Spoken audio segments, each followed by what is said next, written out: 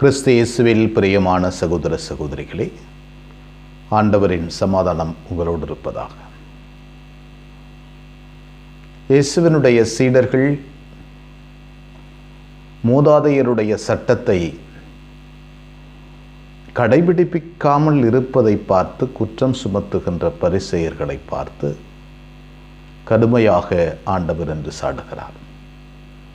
சட்டங்களையும் முறைமைகளையும் திரித்து அவரவர்களுடைய விருப்பத்திற்கு ஏற்ப அதை எழுதி வைத்துக்கொண்டு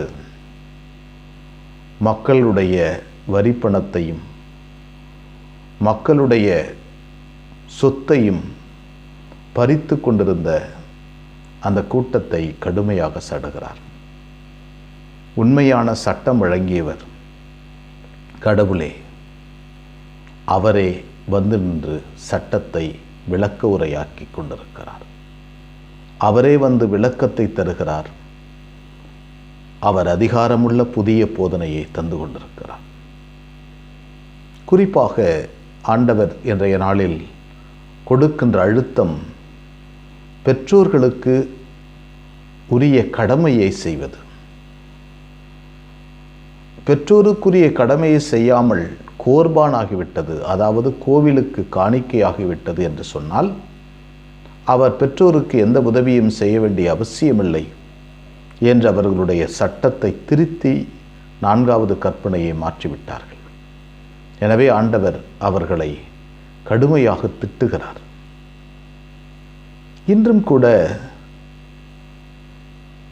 திருமணமானதிலிருந்து தன்னுடைய பிள்ளைகளை வளர்த்து ஆளாக்கி அவர்களை ஒரு குறிப்பிட்ட இடத்தில் வேலை பெற்று கொடுத்து திருமணம் செய்து அவர்களுக்கு எல்லாவற்றையும் செய்து தன்னுடைய சொத்து, பணம், பொருள், செல்வம் அனைத்தையும் அந்த மகனுக்கும் மகளுக்கும் தந்துவிட்டு இறுதியாக தன் மகன் தன்னை பார்த்து கொள்வான், தன் மகள் தன்னை பார்த்து கொள்வாள் என்று காத்திருக்கின்ற பெற்றோர்கள் இன்று ஏராளம் ஏராளம்.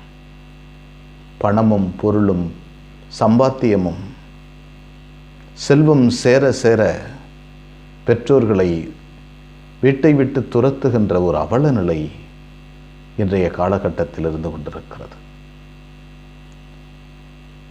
ஆண்டவர் என்று பெற்றோரை, தாயையும் தந்தையையும் மதித்து நட, இது கடவுளுடைய கற்பனை. எந்த ஒரு மனிதன் தன்னுடைய தாயையும் தந்தையையும் மதித்து நடக்கவில்லையோ, வயதான காலத்தில் அவர்களுக்கு தேவையான உதவிகளை செய்யவில்லையோ, அவர் 4வது கற்பனையை மீறுகிறார். தண்டனையை தானாக பெற்றுக்கொள்கிறார். தண்டனையை தானாக வரவழைத்துக் கொள்கிறார். எனவே இன்றைய காலகட்டத்தில் முதியோர் இல்லங்கள்,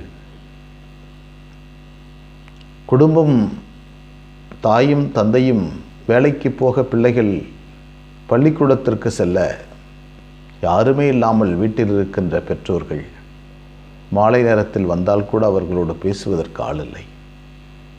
இப்படிப்பட்ட சூழ்நிலை, சமுதாய ஓட்டம் ஓடிக்கொண்டிருக்கிறது.